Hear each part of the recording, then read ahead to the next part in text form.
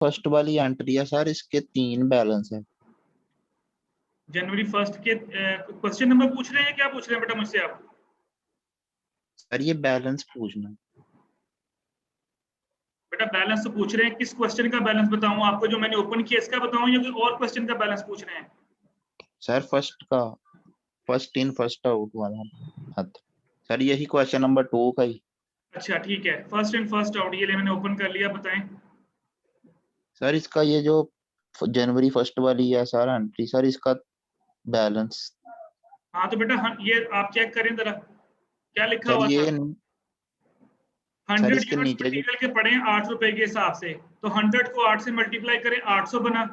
तो ये यही लिखा हुआ बेटा, ये देखें, यूनिट्स में 100 लिख दिया, उसकी कॉस्ट कितनी है 8 रुपए, 100 को 8 से मल्टीप्लाई करो, 800 रुपए आंसर आ गया।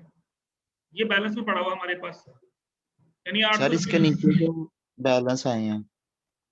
इसके नीचे बैलेंस है, कहाँ है इसके नीचे बैलेंस? यस सर, इसी इसी लाइन में ये जो 3 बैलेंस आए हैं। ये वाले? Yes sir. ये 2 है बेटा, 3 नहीं है, वो नीचे जनवरी 5 की है।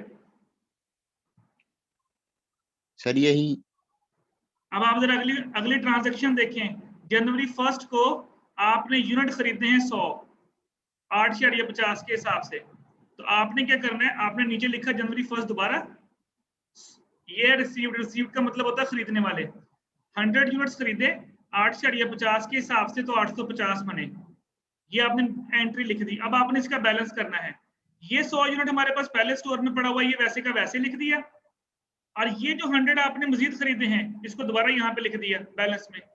अब हमारे पास बैलेंस में 100 ये यूनिट पड़ा है, 100 ये पड़ा हुआ है, इसका रेट 8 रुपए है और इसका रेट 8.50 है। जो खरीदते जाओगे वो बैलेंस में आता जाएगा।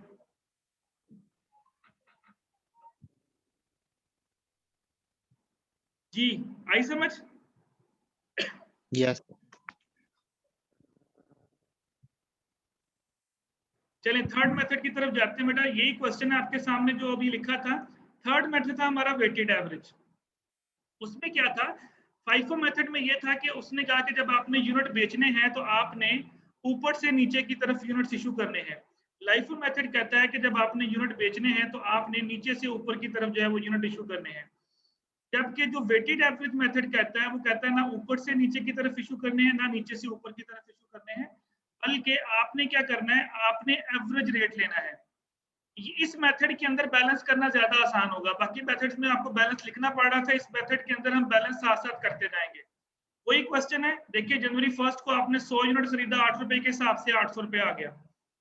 देन आपने 100 यूनिट परचेज किया 8.50 से, तो 850 आया। तो पीछे हमने बैलेंस क्या किया था, ये 100 का 100 नीचे लिखा और साथ में ये 100 नीचे लिखा था, अभी जो मैंने अभी स्टूडेंट्स को बताया। ये देखिए मैं आपको दिखा भी देता हूँ। तो ये देखिए ये 100 यूनिट भी लिखा और नीचे ये 100 यूनिट भी लिखा। जबकि वेटेड एवरेज कहता है कि आपको रेट करने की जरूरत नहीं है, आप क्या करें, आप वेटेड करते रहें। आप देखें 100 यूनिट पहले पड़ा था, 100 आपने मजीद खरीदा, तो बैलेंस में कितना आ गया? अरे आपकी आवाज की सही आ रही।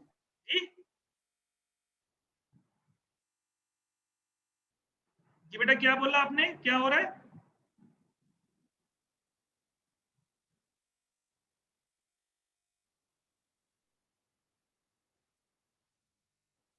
सौ यूनिट बेटा आपने मजीद खरीदा और 100 पहले पड़ा हुआ था, तो 100 में 100 ऐड किया, 200 हो गया।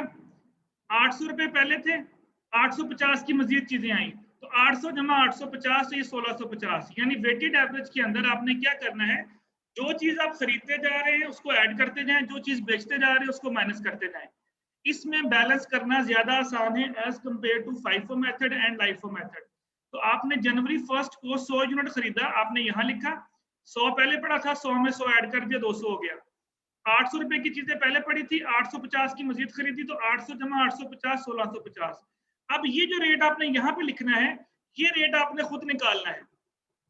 पहले हम क्या करते थे, यहाँ पीछे वाले में देखें तो पहले आप देखें दोनों रेट लिख रहे थे, 8 वाला भी लिख रहे थे और 8.50 भी लिख रहे थे। लेकिन जब आप वेटेड एवरेज से करेंगे तो वेटेड एवरेज कहता है ना पहले वाला रेट ना दूसरे वाला रेट। आपने यहाँ पे रेट कैसे निकालना है, टोटल अमाउंट को डिवाइड कर देना टोटल नंबर ऑफ यूनिट्स के साथ, यानी 1650 को तकसीम करें 200 के साथ, करें जरा।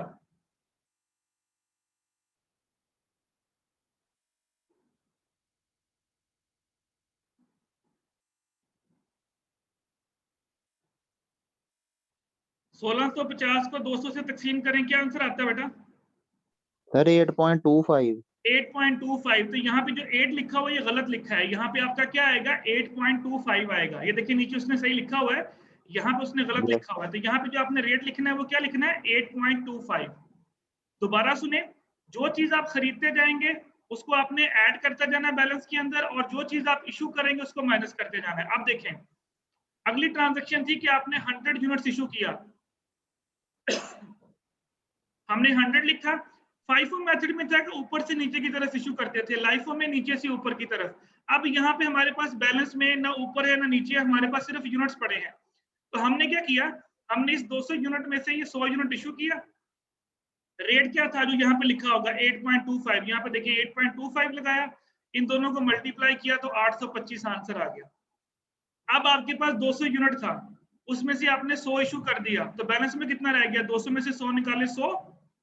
1650 की चीजें पहले पड़ी थी, 825 की मजीद चली गई, तो 1650 में से 825 माइनस करेंगे तो 825 आ जाएगा। अगेन यहाँ पे रेट निकालना है, तो अगेन तरीका वही, इसको डिवाइड कर देंगे 100 के साथ। यानी वेटेड एवरेज में हर ट्रांजैक्शन के बाद आप रेट निकालेंगे। कैसे निकालेंगे? टोटल अमाउंट को आप डिवाइड करेंगे नंबर ऑफ यूनिट्स के साथ, यानी अमाउंट को आपने डिवाइड करना है नंबर ऑफ यूनिट्स के साथ, तो जो आंसर निकलेगा वो आंसर आपका किसमें आएगा? आपका रेट में आ जाएगा। अब आगे देखें, जनवरी 8 को 200 यूनिट खरीदे आपने 8.85 के हिसाब से, तो 200 मल्टीप्लाई पे 8.85 1750। अब आपने बैलेंस करना है, तो बैलेंस में 100 पहले पड़ा हुआ, उसमें 200 मजीद आ गया, तो कितना हो गया? टोटल 300 हो गया। 825 की चीजें पहले पड़ी हैं, 1750 की मजीद आ गई, यानी यूनिट में यूनिट ऐड कर दें, अमाउंट में अमाउंट ऐड कर दें, 2595 हो गई। अब आप 2595 को तकसीम करें 300 के साथ, तो देखिए यही रेट बनता है 8.65। देखिए जरा,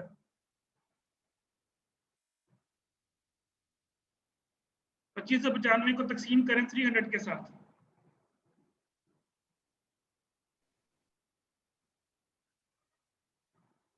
यस सर यही बनता है। ओके। तो ये देखिए बेटा आपके पास ये आ गया। इसके बाद आप देखिए अगेन आपने 100 यूनिट्स मजीद खरीदा 9.25 के हिसाब से, तो 100 मल्टीप्लाई बाय 9.25, 925 की मजीद चीजें आ गई। 300 की चीजें पहले पड़ी थी, 100 मजीद आ गई, टोटल 400 हो गया। 2595 पहले पड़ा था, 925 की मजीद खरीदी, तो हमारे पास 3520 रुपए की चीजें आ गई। अगेन रेट निकालना है, तो 3520 को डिवाइड करेंगे 400 के साथ, तो 8.80 के हिसाब से आपका यहाँ पे आ जाएगा। तो वेटेड एवरेज में ना तो ऊपर से नीचे की तरफ चीजें इशू होती हैं, ना नीचे से ऊपर की तरफ इशू होती हैं, बल्कि हम क्या करते हैं, हम टोटल अमाउंट को डिवाइड करते हैं किसके साथ? नंबर ऑफ यूनिट्स के साथ, तो आपके पास रेट आ जाएगा। अब जनवरी 25 को देखें, 220 यूनिट इशू कर दिए गए। अब यहाँ पे रेट लगाना है, तो रेट कौन सा लगेगा? जो यहाँ पे स्टॉक में पड़ा हुआ है 8.80, तो आपने यहाँ पे रेट लगाया 8.80 और कीमत बनी 1936, इन दोनों को मल्टीप्लाई करके 1936 आ रहा है। 400 की चीजें पड़ी थी, उसमें से 220 की चली गई, 180 रह गए। 3550 की मालियत थी, 1936 की हमने इशू कर दी, तो 1584 की पीछे बैलेंस में रह गए। यानी जब आपने इशू करना है तो आपने माइनस करना है, जब आपने रिसीव करना है तो आपने उसको उसमें ऐड करना है। अंडरस्टैंड? और लास्ट बेटा ट्रांजैक्शन देखिए, 80 यूनिट्स आपने इशू किए। अगेन बेटा इस 80 को यहां से उठाएंगे, 8.80 आपका रेट है, 8.80 के हिसाब से 704 रुपए बने। अब 180 में से 80 माइनस करें तो 100 रह गया। 1584 में से 704 माइनस करेंगे तो 880 रह गया। अगेन इसको इस पे डिवाइड किया तो 8.80 रेट बन गया। अब आपके पास ये जो एंड पे ट्रांजैक्शन बची है, इसको बोलते हैं closing stock. This is your closing stock. और अगर मैं कहूँ जी सीटीएस कितना है, तो क्या होगा सीटीएस? यहाँ से सीटीएस कैसे निकालते हैं? सर इशूड की अमाउंट को ऐड कर दें। बिल्कुल, ये आप देखिए इशूड में ये 825 एक अमाउंट है, 1936 एक अमाउंट है और 704 एक अमाउंट है। इन तीनों को आप प्लस कर लें, वो आपका सीटीएस हो जाएगा। और ग्रॉस प्रॉफिट कैसे निकालते हैं? Sir sales minus issued sir amount. Sales आपको अलग से गिवन होगी, इस क्वेश्चन में सेल्स गिवन नहीं है, लेकिन आपको क्वेश्चन में सेल्स गिवन होंगी, तो आपने उसमें से ये जो आपका आंसर आया होगा सीडीएस का माइनस करेंगे तो आपके पास ग्रॉस प्रॉफिट आ जाएगा। ठीक बेटा, ये लास्ट मेथड था हमारा टेक्निक्स का। यहां तक कोई प्रॉब्लम तो you can ask any question.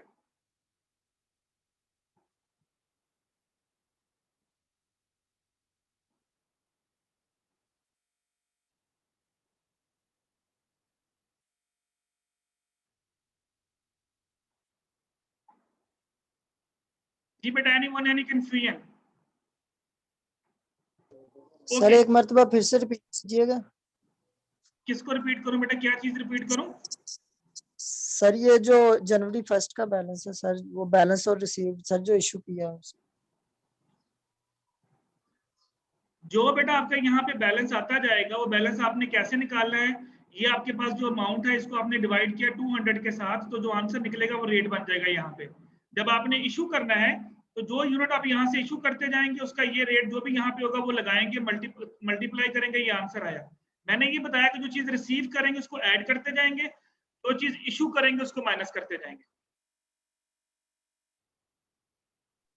Sir अगर 2 एंट्री हुई हाँ जी, 2 एंट्री आई तो फिर क्या होना बोले? तो फिर सर कैसे करेंगे? फॉर एग्जाम्पल बोले 2 एंट्रीज सर हुई जनवरी 31 की अगर 2 एंट्रीज हुई तो फिर क्या हुआ? अगर आप फॉर एग्जांपल 31 की ये एंट्री 80 यूनिट आपने खरीदे, अब अगली एंट्री आ जाती है फॉर एग्जांपल के मजीद यूनिट इशू किए जाएं। फॉर एग्जांपल मैं कहता हूं जी 31 को आ गया, इशू करें जी आप 70 यूनिट मजीद इशू करें, तो क्या करेंगे? अब देखिए हमारे पास स्टॉक में 100 पड़ा हुआ है, तो 70 रेट क्या है 8.80 मल्टीप्लाई करके जो भी आंसर आएगा वो यहाँ आ जाएगा। फॉर एग्जांपल ये आंसर आया, मैंने अपनी तरफ से लिख दिया। तो बैलेंस कैसे करेंगे? अब बैलेंस चेक कीजिएगा, 100 में से आपने कितने 70 इशू कर दिए, तो रिमेनिंग कितने रह गए 30, और 880 में से जो भी यहाँ पे अमाउंट बनेगी 70 रुपए करके देखें जो भी अमाउंट बनी थी। फॉर एग्जांपल मैं कहता हूँ यहाँ पे जो अमाउंट बनी है 650, तो ये जो आपके पास अमाउंट है एंड पे 880 में से 650 माइनस कर दें और इन दोनों को आपस में डिवाइड करेंगे, यहाँ पे एक नया रेट बन जाएगा। एक डेट में चाहे बेटा 5 ट्रांजैक्शन आ जाए, डजंट मैटर, तरीका सेम है। जो रिसीव्ड वाले हैं वो ऐड करते जाना है, जो इशू वाले हैं वो उनको माइनस करते जाना है। माइनस का ठीक हो गया। डेट को ना देखें, तरीका देखें, चाहे एक डेट में 4 ट्रांजैक्शन आ जाए कोई फर्क नहीं पड़ता उससे। जी सर ठीक।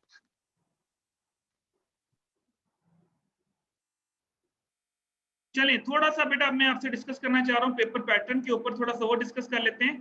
तो वैसे तो हमारी कल क्लास है, मैं उसमें भी थोड़ा सा आपको चीजें बता दूंगा, लेकिन थोड़ी सी चीजें मैं अभी आपके साथ गाइड कर देता हूँ, तो फिर देख लेंगे कल की क्लास हमने क्या करना है कल की क्लास के साथ। तो सबसे पहले कोर्स के बारे में डिस्कशन कर लेते हैं। आपका जो कोर्स होगा बेटा मिड टर्म का, तो वो कोर्स आपका मिड टर्म का होगा यहाँ तक जहां तक हमने अभी पढ़ा है, इन्वेंट्री तक, यानी ये LIFO, FIFO और वेटेड एवरेज मेथड तक आपका कोर्स होगा। सब्जेक्टिव पेपर दूंगा मैं आप लोगों को, 3 क्रेडिट आवर का आपका पेपर सब्जेक्ट है, तो 3 क्रेडिट आवर के लिए जो ऑफिशियल टाइम है मिड टर्म के लिए वो 1 आवर एंड 30 मिनट्स है, यानी 1.5 घंटे का पेपर होगा आप लोगों का। तो 1.5 घंटा ही मैं आप लोगों को दूंगा पेपर के लिए।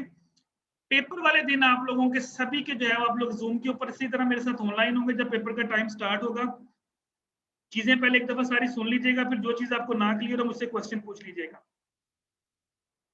तो आप इसी तरह मुझसे साथ ऑनलाइन होंगे और आप लोगों के उस दिन कैमरास जो है वो सबके ऑन होंगे, किसी का कैमरा ऑफ नहीं होगा। कोई प्रॉब्लम है, कैमरा नहीं चलता, कैमरा खराब है, जो भी है वो फ्राइडे तक, जो भी जब तक हमारा पेपर स्टार्ट नहीं होता तब तक ठीक कर लें। नो एक्सक्यूज, किसी किस्म का एक्सक्यूज एक्सेप्ट नहीं किया जाएगा कैमरे के पॉइंट ऑफ व्यू से। कैमरा आपका जब तक हमारा पेपर चलता रहेगा कैमरा आप लोगों का ऑन रहेगा। क्लासेस के लिए मैंने आप लोगों को रिस्ट्रिक्शन नहीं लगाई थी, लेकिन पेपर के लिए रिस्ट्रिक्शन होगी सबके लिए। नंबर 2, जब आप लोगों का पेपर स्टार्ट हो जाएगा, आप लोग पेपर करेंगे तो पेपर के जो टाइटल पेज है उसके ऊपर आपने अपना नेम, रोल नंबर और जो भी आपका अपनी स्पेशलाइजेशन है वो लाजमी मेंशन करनी है। स्टूडेंट्स क्या करते हैं कि नेम रोल नंबर लिख देते हैं, लेकिन जो स्पेशलाइजेशन है फिर वो मेंशन नहीं करते उसके ऊपर, जिसकी वजह से बाद दफा जो पेपर है वो मिक्सअप होते हैं। तो आप लोगों ने ये काम लाजमी करना है। ये तो हो गया पेपर के पॉइंट ऑफ व्यू से। अच्छा, कोर्स हमारा क्या होगा, लेक्चर 1 से लेके आज के लेक्चर तक जितना हमने कोर्स कवर किया है यहाँ तक, इसके बाद जो अगला टॉपिक है वो हम इंक्लूड नहीं करेंगे, वो हम फाइनल में रखेंगे। यानी LIFO, FIFO and weighted average method तक जो है ये आपका मिड टर्म का कोर्स होगा। इससे पहले जो लेक्चर्स मैंने पढ़े हैं सारे के सारे लेक्चर्स की जो वीडियोस है वो आप लोगों के साथ शेयर हैं। आप लोग उस पे चैनल पे जाएंगे, चैनल के ऊपर जाके आप लिखेंगे अपने सब्जेक्ट का नाम, तो आपको सारी की सारी वीडियोस हो जाएंगे लेक्चर नंबर 1 से लेके। उसमें डेफिनेशन क्या थी, फाइनेंशियल अकाउंटिंग को थोड़ा सा पढ़ा था, बिजनेस क्या होता है, टाइप्स ऑफ बिजनेस क्या होता है, फाइनेंशियल मार्केट्स क्या होती है, एजेंसी प्रॉब्लम क्या होती है, कुछ टॉपिक्स हमने शुरू में पढ़े थे। देन फिर हम शिफ्ट कर गए थे कॉस्ट अकाउंटिंग, उसकी डेफिनेशन। देन फिर उसके अंदर हमने पहला टॉपिक पढ़ा था न्यूमेरिकल CDS वाला, और दूसरा न्यूमेरिकल टॉपिक हमने पढ़ा है ये इन्वेंट्री वाला। यानी कॉस्ट अकाउंटिंग में जो न्यूमेरिकल चैप्टर्स हैं वो 2 हैं, एक cost of goods sold statement कैसे बनती है, और एक आपका इन्वेंट्री वाला लाइफ ऑफ फाइफो। और उससे पहले जो हम लोगों ने पढ़ा था उसमें मैंने आपको अकाउंटिंग इक्वेशन पढ़ाई थी, अगर आपको याद हो तो वहां पे मैंने आपको एंट्रीज पास करना सिखाई थी। अकाउंटिंग इक्वेशन में एंट्रीज कैसे पास करते हैं, assets is equal to liabilities plus owner equity क्या होता है। तो ये टॉपिक्स हैं आपके न्यूमेरिकल। अकाउंटिंग इक्वेशन हो गया, देन आपकी cost of goods sold statement हो गई, एंड देन आपका जो लास्ट मैंने अभी आपके सामने बोला इन्वेंट्री वाला life of FIFO and weighted average method. Theory जो सिंपल थ्योरी पढ़ी थी, कॉस्ट अकाउंटिंग की डेफिनेशन आ सकती है, एलिमेंट्स ऑफ कॉस्ट हो गया, जिस तरह बिजनेस टाइप्स ऑफ बिजनेस जो छोटी छोटी हमने चीजें पढ़ी थी वो आपको आ सकती हैं। तो पेपर की लेंथ है जो होगी वो इतना लेंथी पेपर होगा कि इंशाल्लाह कि आप उसको 1.5 घंटे वाले पेपर को होपफुली 1 आवर के अंदर सॉल्व कर लेंगे। बहुत ज्यादा लंबा पेपर नहीं बनाऊंगा, ताकि जो 30 मिनट्स है उसके अंदर बाकी आप काम कर सकें, उसमें उसकी फाइलिंग, उसकी जो आपने पीडीएफ फाइल बनानी है वो बना सकें। कोर्स और के पॉइंट से पहले क्वेश्चन पूछना है तो पूछ लें। कोर्स समझ आ गया, कहां तक है? जी सर।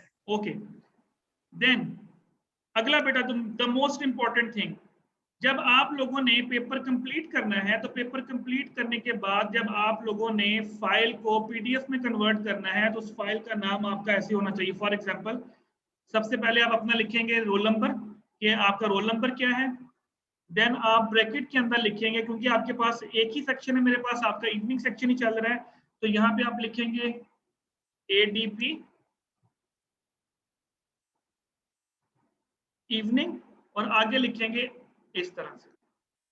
ये आपकी फाइल का नेम होना चाहिए। क्लियरली सुन लें, जब आप फाइल को स्कैन करके पीडीएफ में कन्वर्ट कर लेंगे, उस पीडीएफ फाइल का आपने नाम क्या रखना है, सबसे पहले आपका रोल नंबर, देन ब्रैकेट के अंदर आप लिखेंगे एडीपी इवनिंग और आगे आप अपना नाम लिखेंगे जो भी आपका नाम है, यहाँ पे लिखना है। और जब फाइल का जब फाइल में ओपन करूं तो जो आपका फ्रंट पेज आएगा उस फ्रंट पेज के ऊपर भी आपने अपना नेम, रोल नंबर, सेक्शन लाजमी मेंशन करना है, ताकि एक बार दफा जो होता है फाइल अगर आगे पीछे भी हो जाए तो वहां से जब हम ओपन करें तो वहां से आपको पता चल जाए, ताकि पेपर जो है मिसप्लेस ना हो सके आपका। फाइल का नाम समझ आ गया बेटा कैसे रखना है? Yes sir. ओके, ये होगी दूसरी चीज। थर्ड थिंग, सीआर साहब बैठे हुए क्लास के, वो तो सर आते ही नहीं है अल्लाह के हुक्म से, मैंने आज तक देखा ही नहीं कौन है सीआर क्लास के। स्टिल नहीं है? नो सर, नहीं उनका है। नाम क्या है? असद अली। अली। रोल नंबर क्या है उनका? 50280 280। 280। ओके 280 असद, ठीक हो गया। ये ग्रुप किसने बेटा जनरेट किया था आप लोगों का, ये वाला? सर सीआर नहीं किया।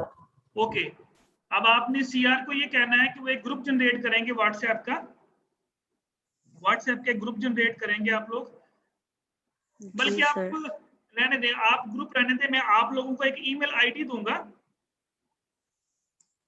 सर ईमेल आईडी से तो ये होता है अक्सर सेंड ही नहीं होती, ईमेल ही नहीं सेंड मैं वही, होती। चले ठीक है, तो इस तरह करते हैं, बाकी क्लासेस के साथ भी मैंने ग्रुप्स बनाए हैं, हम ऐसा करते हैं, सीआर से आप कहेंगे, अब सीआर से तो मेरा राब्ता नहीं बना, मैं कॉल कर लेता हूँ उसको।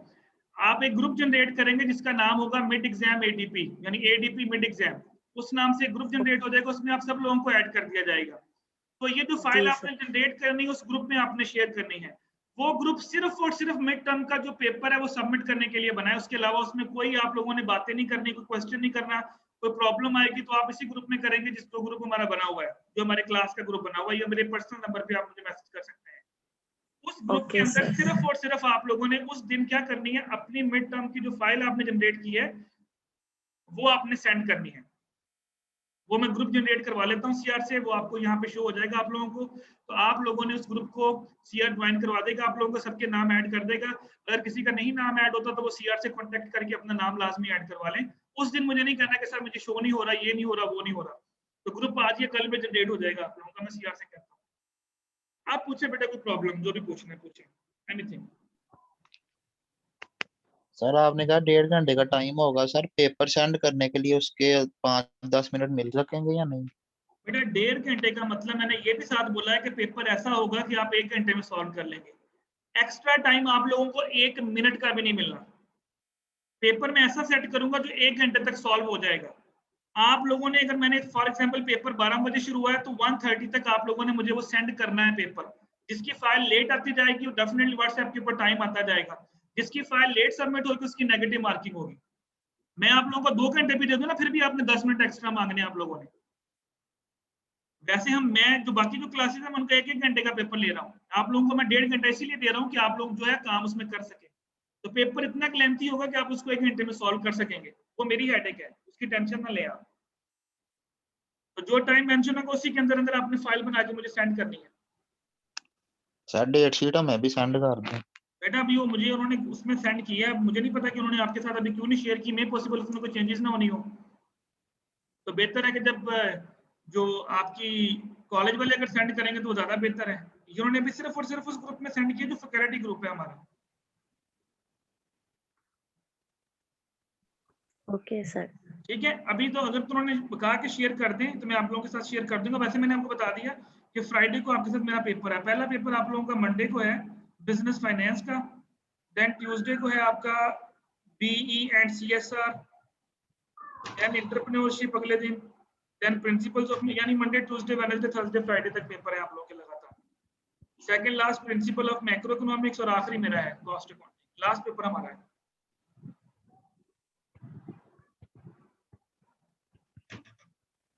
Okay sir. ओके हो गया बेटा? Any confusion regarding course outline, regarding paper pattern, regarding file submission? कोई भी चीज पूछनी है अभी पूछ लें, अभी हम लोग ऑनलाइन है और मैं आप लोगों के साथ बैठा हूँ। कोई भी चीज पूछनी है तो अभी पूछ ले रहे हैं।